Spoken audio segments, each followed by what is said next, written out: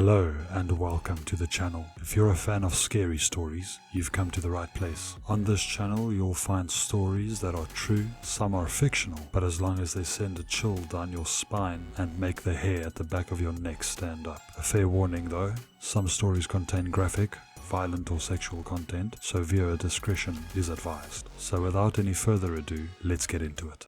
Media Darlings. Written by The Vespers Bell. The man found himself in complete darkness, but that's not what concerned him. He wasn't alone in the darkness either, but that was also of no concern to him. The others were captives like himself, presumably bound with silk cords to a bolted down chair like he was. He had heard two other muffled voices so far, a man and a woman, screaming and cursing and threatening and weeping, demanding to know what was going on until their voices were hoarse. He had so far not made a single peep to alert his fellow captives of his presence, or his captors of his wakefulness, and he was beginning to wonder if that was the problem. His captors knew he was awake though, he had no doubt of that, but perhaps they wanted to see all of their prisoners squirm in their seats for a bit before they would reveal themselves. Or worse, his silent stoicism was making them suspicious. Live from Inglorious Retrovision Trademark Studios, just outside the space-time nexus of Follywood, California, it's time for fun and fatalities. The man's train of thought was violently interrupted by an upbeat, though horrendously distorted instrumental theme song playing on overhead speakers. Multiple colored spotlights raced around the studio. A conglomeration of 9 monitoring screens began flickering static before displaying the show's title in black and white, and a large vertical game wheel flashed with red and black strobe lights as it lazily spun about. And now, let's all give a big hand for our hosts, the atrocious, the malicious, and the disgracefully depraved James and Mary Darling, the announcer cheered. The spotlights turned white and settled on the stage, where a pair of smiling young adults walked arm in arm to the podium, waving jovially to the audience. Both had dark black hair and bright blue eyes, and looked so much alike they were undoubtedly siblings. James had his short hair slicked back and wore a black suit and bow tie, while Mary wore her hair long and coiffed, along with bright red lipstick and a glittering red sequined dress with matching heels. Together they looked formal and presentable, almost old-fashionably so. And had they not first kidnapped their guests and bound them to their seats, there would have been nothing to tip them off that they were in for a very, very bad time. The first 2 captives were understandably baffled by the revelation that they were on a game show, but the last contestant, though he had not been expecting it specifically, wasn't surprised in the least. Good evening everybody, and thank you all so much for joining us tonight, both here and at home. It just means the world to both of us, it really does, James spoke into the microphone as the music died down.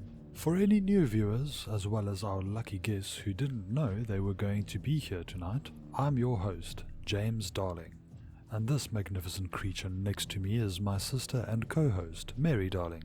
Mary blew a kiss towards the audience, and canned cheers and catcalls began playing over the speakers. The actual audience, the vaguely humanoid silhouettes filling the dimly lit bleachers, didn't make a sound. They barely moved, but there was just enough shuffling and jostling and rocking to and fro to make it clear that they weren't dummies or cardboard cutouts. Something was in the audience, watching the show. We have an amazing show planned out for tonight, don't we, James Darling? Mary asked rhetorically, her smile turning nefarious as she leered hungrily at the 3 unwilling contestants in front of her. Oh, you bet we do, Mary Darling, James agreed with an eager nod. Why don't you walk our contestants and viewers through how the game works before we get started? Gladly, darling, Mary said as she strutted over to the game wheel. It couldn't be easier.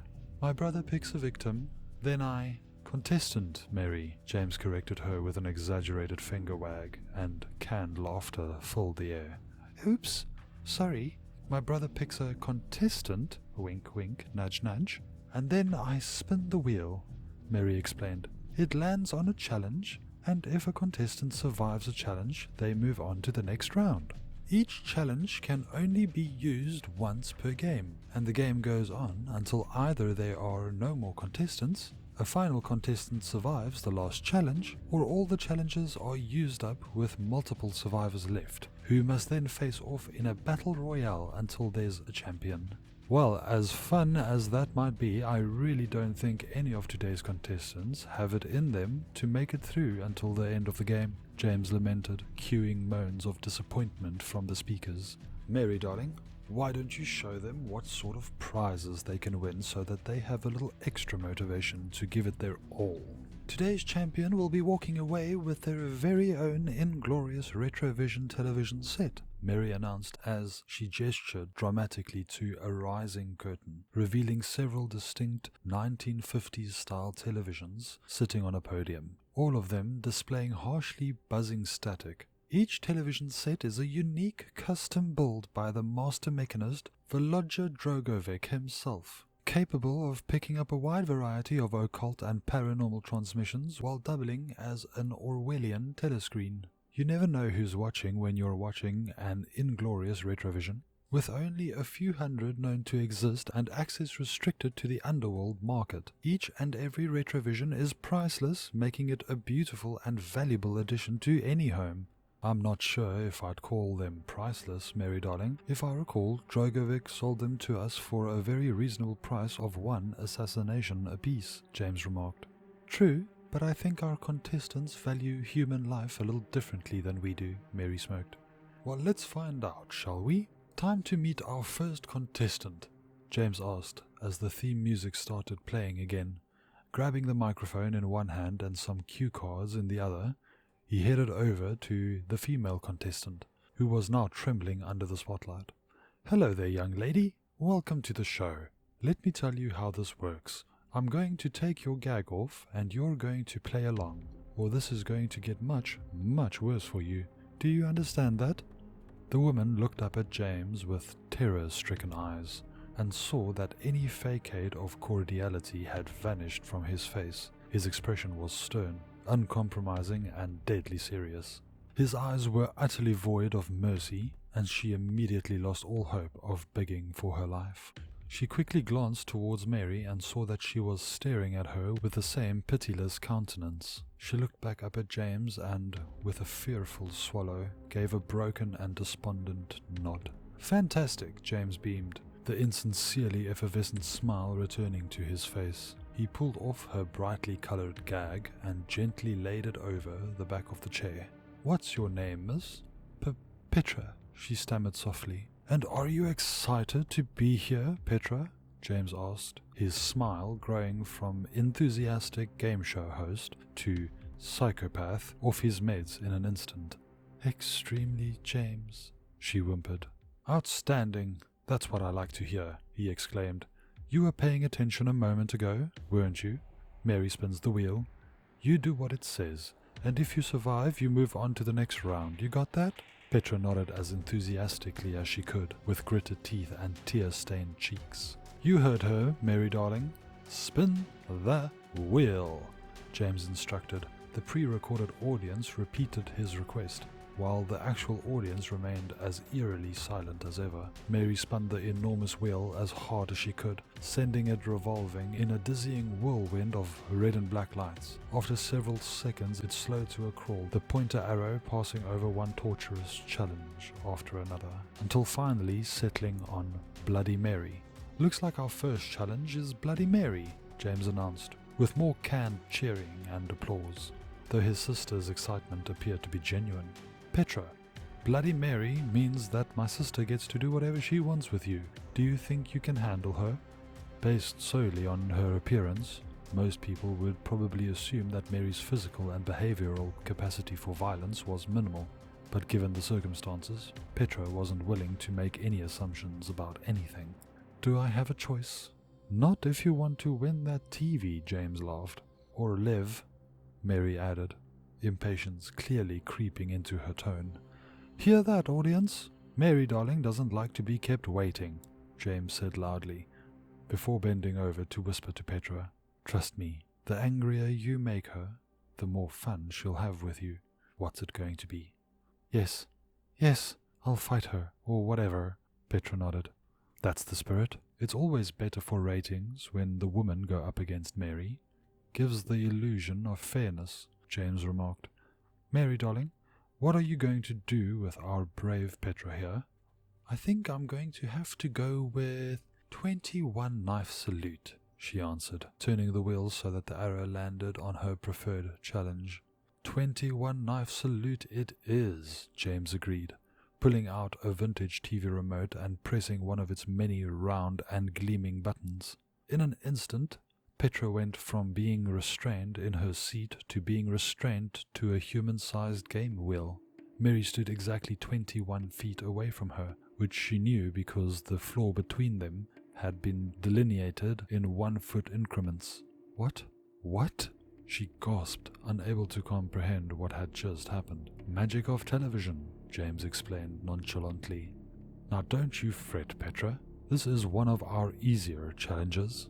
What happens here is I spin you round and Mary darling throws a few knives at you. 21 to be exact, James darling, Mary added as she held up a bejeweled ebony dagger for the audience to get a good look at. She'll throw them one at a time, starting at the 1-foot marker, moving a foot backwards after each throw, James explained. All she has to do is miss once and you'll win the challenge. Even if she lands all 21 shots, but one of them are fatal, you'll still be declared the winner. Are you ready, Petra? Wait, she starts at the 1-foot line? Petra asked in dismay. Of course, Ducky. A good game gets harder the further along you get, Mary said with a sickly sweet smile. Now somehow standing only a foot away from her without having traversed the intervening distance. Give her a spin, James darling. Spin, spin, spin, jeered the pre-recorded chants of the audience. No, wait, please, Petra pleaded, but with one strong push, James sent her spinning rapidly. She screamed as she felt the first knife pierce her flesh as the audience chanted out, 1! Mary hadn't needed to throw the knife at all. Given how close she was, she could have just thrust the knife straight ahead, but instead she had thrown it slightly to the side and impaled Petra's left wrist. Her right wrist was next, as the audience cried out, 2! With 3 and 4, her ankles were impaled as well. And when her left forearm was pierced at the cry of 5, it became obvious that Mary had impeccable aim and was targeting Petra's outermost extremities and was moving inward in a clockwise spiral. The audience kept counting up, and soon a combination of the pain and vertigo had Petra retching. With each throw, Mary did indeed take a step back, but it didn't seem to affect her aim at all. 17! The audience cried as a knife penetrated Petra's abdomen and skewered her left kidney. With 4 knives already in each limb, Mary was moving on to the torso. 18 was her right kidney, of course, and 19 was her stomach. 20 hit her below the diaphragm, and she knew there could be no doubt where Mary would aim next. The blood from her wounds splattered down into her face as she continued to spin around, and the pain in her limbs was starting to give way to a cold numbness. Mary seemed to be taking longer to make her final shot, and a drumroll sound effect played to add to the suspense. Please don't, Petra wept, unable to muster the strength for any more substantial final words. 21! The audience cheered as Mary's final knife impaled Petra's heart, ending her life instantly. Mary bowed graciously to the audience as celebratory music played and colorful lights flashed, then casually walked over to the spinning corpse to retrieve her knives. Well, that's a pity, James said insincerely as he checked the body for a pulse. Darling, please, you don't know the meaning of the word, Mary smirked as she took a long, savory sniff of the blood-coated knife in her hand.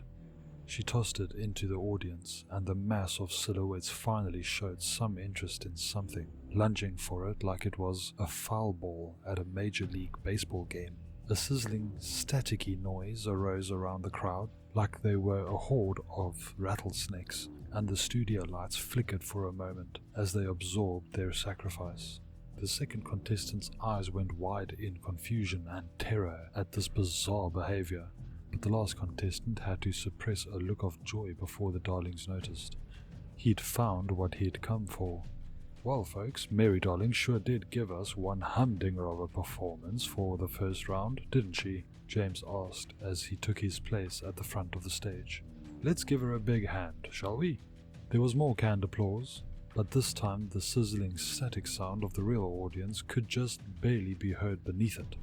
It's just too bad our first contestant couldn't stick it out for another round, Mary said as she skipped back to the game wheel. Hopefully our next contestant is made of sterner stuff. James sauntered over to lucky contestant number 2, a very large and muscular man who looked like he might indeed put up more of a fight than Petra did. And what's your name, sir? James asked as he took the gag out of his mouth. You sick son of a bitch, he spat. Let me out of this chair, you fucking coward. You think you're hot shit torturing helpless women to death? Untie me and we'll see how tough you are, you and your psycho bitch sister. With one hand, James lifted the chair up in the air, pulling it out by its steel bolts, then violently slammed it back down into the floor. The contestant, both winded and stunned, speechless by the superhuman display of strength, said nothing as James loomed over him with a look of barely restrained rage. Don't ever talk that way about my sister, he growled before turning back towards the stage. Mary, darling, spin the wheel. The game wheel, now missing both the Bloody Mary and 21 knife salute challengers, started to spin once again. Say, Mary darling, what happens if the wheel lands on an empty slot? James asked with a theatrical flourish towards the camera. Not to worry, James darling. It's rigged, Mary assured him, the canned laughter playing right on cue. It's a good thing you freaks have a laugh track, otherwise I'd have no idea this shit was supposed to be funny, the contestant wheezed sardonically as he caught his breath. With a deathly cold grimace, Mary immediately stopped the wheel. It landed on Feed the Pigs. Excellent choice, Mary darling, James agreed, pulling out the TV remote once again. With the press of a button, the man found himself free of his restraints, but now trapped in a stage pit of some kind. Behind a steel gate there were 3 large black, vicious-looking pigs, all of them squealing hungrily and fighting to get out. Mary darling, would you mind explaining the pig pit for our viewers, please? James asked. He and Mary standing side by side as they peered down from the edge of the pit. Not at all, James darling, Mary smiled eagerly. You and I have always accumulated bodies faster than we could eat them ourselves. And at first all we did was let them pile up in this pit here. Boy, did that stink something awful. Selling our surplus human meat on the underworld market brought in some much needed capital. But we still had a lot of corpses and body parts that weren't exactly retail quality, shall we say. That's when we first got our little piggy pals here. Pigs eat pretty much anything, including all our leftovers. I started breeding the ones that were most useful to us, and before I knew it, I had myself a breed of man-eating monster pigs. And you sure outdid yourself with them, Mary darling. Just look at how eager they are to get our contestant here, James said, holding up the remote control so the man below him could clearly see it. Listen up, contestant who couldn't be bothered to tell me his name when I asked and shall thus die nameless. When I press this button, the pigs will be released into the pit, and they will try to eat you. Your only chance is to fight them off with your bare hands. It's not a good chance since each of them outweighs you and has been bred for velocity, but it's the only chance you've got. Understood? Fuck you, he screamed, his eyes roving around the pit wildly for any possible means of escape or defense. James snarled at him and forcefully pushed down on the remote. A harsh buzzer sounded, the gate flew open, and the 3 squealing pigs charged into the pit, jostling with each other as they scrambled to be the first to play with their new chew toy. The man screamed and took a running jump towards the wall of the pit, hoping to build up enough momentum to run up the wall and grab the edge. This didn't work, and by the time he hit the ground again, the pigs were upon him. The first pig chomped onto his ankle with its full bite force, crushing the bone underneath. He screamed and fell to the ground as he tried to kick his foot free, only to succeed by severing it from his leg. He watched in helpless horror as the pig joyfully munched away on his dismembered foot, followed by his blood gushing out onto the floor. With his remaining foot, he tried to kick the pig away, but the second pig jumped onto his chest, savagely crushing his ribs under its weight. He tried to scream, but his lungs had been perforated by his own broken ribs, plus the mass of the pig on top of him wouldn't let his lungs expand anyway. He desperately tried to push the pig off of him, but before he could even get his left arm in position, the third pig sunk its teeth into his forearm. With one sharp tug, it pulled the arm out of its socket and started gnawing on it like a dog with a bone. The first pig, having already finished with the man's foot, decided it wanted something a little less bony instead, and went straight for the groin. It took his testicles, penis, and a good chunk of the mound off in one bloody bite, then mashed his manhood to a pulp between its powerful molars. Intestines started pouring out through the gaping wound, and the pig helped itself to those next. By now, the man knew he was done for, and just hoped that the pig on top of him would go for his jugular and end it quickly, as any decent predator would. But Mary had bred and trained her pigs not to go for a quick kill, and instead it bit off his nose and a good portion of his upper teeth. With the next bite, it tore off his entire mandible, and still he lived as all three pigs ate him alive. It wasn't until the third pig started gnawing into his left side and the one on top crushed through his skull to get at his brain that he finally lost consciousness, along with the challenge. The creatures outside looked from pig to man, and from man to pig, and from pig to man again, but already it was impossible to say which was which. James quoted pompously as the man beneath him was reduced to an unrecognizable smear of gore and viscera. Huh? I don't think that quote's as profound when the reason you can't say which is because the man's been mutilated beyond all reason, Mary remarked chippily. Fair enough, James agreed, putting on a big smile as he spun-turned to face the cameras. Well, folks, it looks like our second contestant isn't moving on either. Just as well. We can't have someone who uses such foul language polluting our airwaves. It's obscene, and I'd like to think of this as a family show. Not sure I'd want to meet that family, James darling, Mary mused as she resumed her position by the wheel. I don't know about you, but after those last two kills, I think I might be feeling sated enough that our third contestant could actually have a shot at winning. Did you hear that, contestant? Mary darling is feeling sated, which is as close to merciful as she and I get, James said as he walked over to the final contestant. He undid his gag, and surprisingly he did not curse or cry, but instead remained as stoic as he had been for the entire ordeal. And what's your name, sir? The man didn't answer immediately, and just as James opened his mouth to threaten him, he was interrupted. You know, I was worried that I may have underestimated you. That you were actually just stringing me along and had some ace in the hole, but you really don't know who I am, do you? The man asked with a wry smile. James, Mary, and the live studio audience all cocked their heads at this remark. It was rare for any of their victims, regardless of the setting, to act so calm and collected, and his comment legitimately put them off their guard. We've met before, have we? James asked curiously. Just once, but I had thought that I would have left an impression, he replied. It was at Chamberlain's Halloween party, on Pendragon Hill. Surely you remember that, don't you? The man smiled wider now, and dense black vapor began exuding from every orifice on his face. James immediately backed away, while Mary rushed to his side, for now they indeed realized who they were dealing with.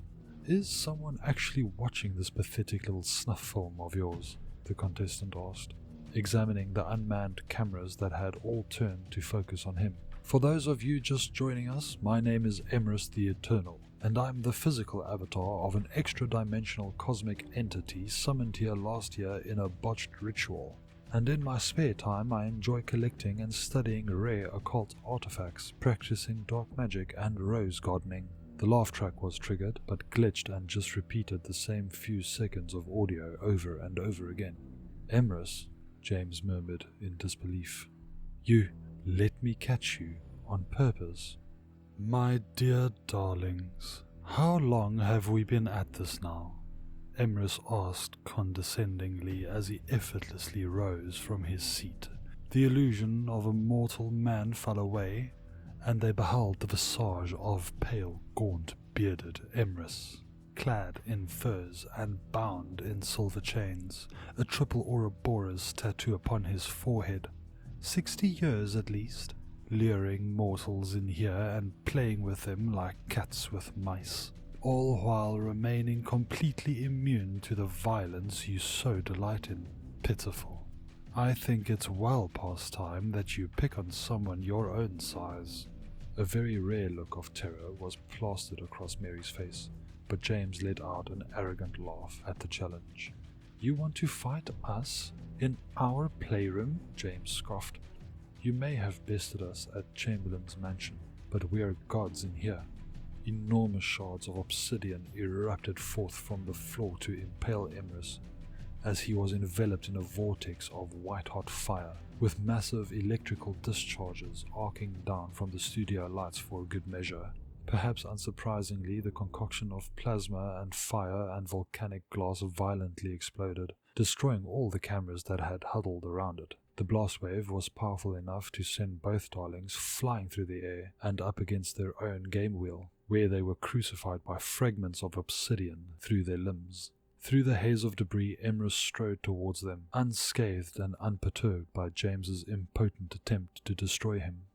"And I'm God no matter where I am," he pontificated as he spun the wheel around so that he was face to face with Mary. "Fortunately for you, darling, I'm not a vengeful god, as a vengeful god likely wouldn't forgive someone who stabbed them as many times as you did. You do so love your knives, don't you? Bygones, though, darling, bygones."